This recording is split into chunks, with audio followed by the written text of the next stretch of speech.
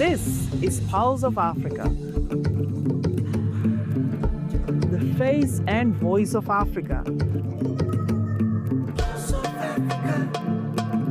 The story of resurgent and burgeoning Africa is here, only on the Pulse of Africa channel.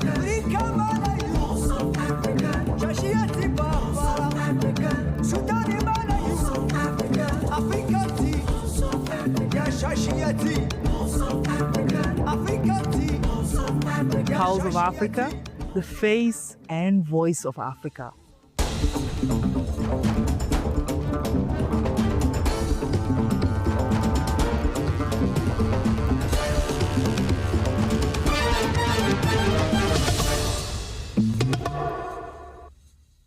Hello, I'm Tinsai Gabriel, your host for this hour's news. Join us as we bring you the latest stories and updates from across Africa. Let's start from North Africa.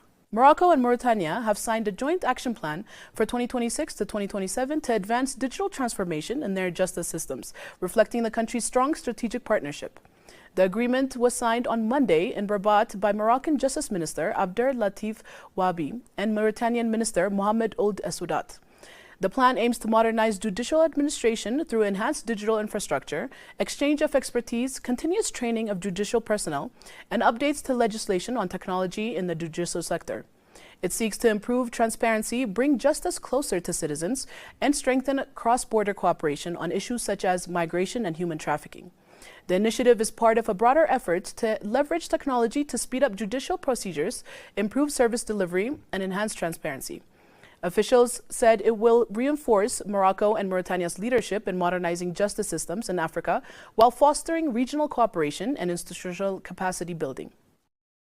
Zimbabwe is intensifying efforts to attract partnerships and investments aimed at accelerating rural development and enhancing value addition in agriculture as part of its broader strategy to strengthen food and nutrition security.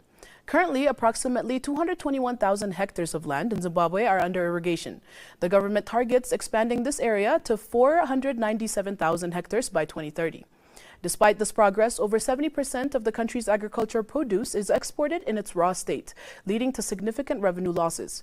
According to the FAO reports, this lack of value addition results in Zimbabwe missing out on substantial income that could be generated through processing and manufacturing of agricultural products. In an interview on the sidelines of the 53rd session of the Committee on World Food Security in Rome, Italy, Lands, Agriculture, Fisheries, Water and Rural Development Deputy Minister Vangelis Haritatos emphasized the importance of strategic interventions to address these challenges. Looking ahead, Deputy Ministers Haritatos expressed optimism for the coming year, emphasizing the government's commitment to ensuring food security. Zimbabwe is prioritizing irrigation development to reduce dependence on rain-fed agriculture and mitigate the impacts of climate change. He emphasized that value addition is a critical component of the country's agricultural strategy.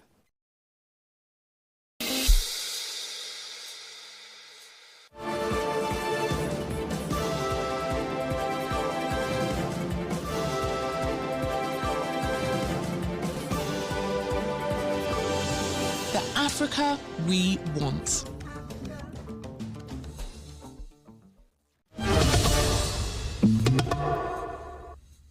Somalia's House of People has officially ratified the African Continental Free Trade Area Agreement, marking a major step toward the country's integration into Africa's single market system. The ratification, held during Monday's parliamentary session, passed with 145 votes in favor, 1 vote against, and none abstaining, according to the Speaker of Parliament. The AFCFTA aims to create a unified market for goods and services across Africa, fostering regional trade, investment, innovation, and free movement of people. According to the Ministry of Commerce and Industry, which tabled the motion, the agreement will allow Somalia access to continental market of over 1.4 billion consumers and create opportunities for new institutions to support trade, export, diversification, and private sector growth. This agreement holds great significance for us, said Abdirazak Hassan Youssef, Director of the Department of Trade at the Ministry. It will help us better understand cross-border trade and make it easier for Somalia to trade with other African countries. Institutions that do not currently exist in our country will be established. Ethiopia has reaffirmed its firm commitment to advancing lasting peace and stability across Africa. The commitment was highlighted during the opening of the 17th edition of the International Training on Post-Conflict Stabilization and Reconstruction in Addis Ababa. The workshop was organized by the Ministry of Foreign Affairs of Romania in partnership with Ethiopia's Institute of Foreign Affairs addressing the event. IFA Executive Director Jafar Badru noted that African countries are working diligently to transition from conflict and instability to lasting peace and stronger institution building. Starting that participants from across Africa represented diverse nations, experiences, and perspectives, he noted this diversity is one of the greatest strengths of the program. Regarding Ethiopia's commitment to lasting peace, Jafar Badru emphasized the launch and implementation of the National Dialogue and Transitional Justice process, which is designed to heal wounds and strengthen unity. This is one of the experiences that Ethiopia proudly shares with African brothers and sisters. As a model, the executive director emphasized. Together, we can build peaceful, resilient, and hopeful societies across our whole region of Africa. For example, to address conflicts and grievances, Ethiopia has launched and is implementing a national dialogue transitional justice process. These efforts aim to heal wounds, rebuild trust, and strengthen unity among the people. Accordingly, IFA is also serving as a bridge between diplomacy and peace building, providing training for diplomats, policymakers, regional actors with the necessary knowledge and skills.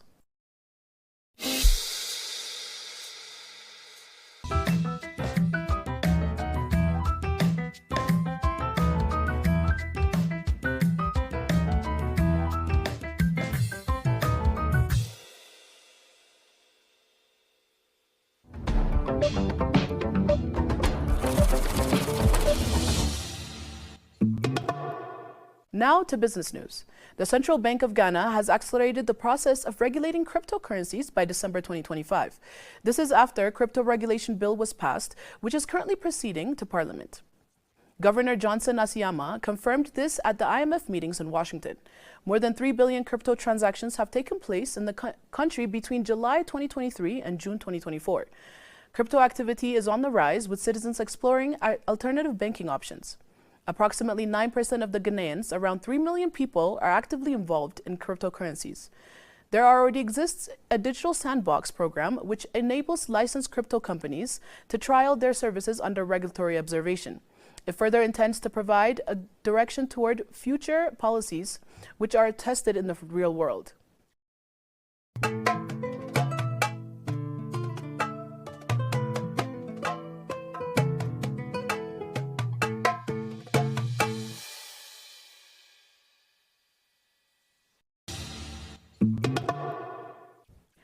Finally, the World Bank will give Uganda over $2 billion in new financing in the next 3 financial years to fund economic development, a top Ministry of Finance official said on Tuesday. The global lender resumed loans to the East African country, a prospective crude oil producer, in June after a near 2-year suspension of fresh funding. I am glad to announce that concessional financing is back.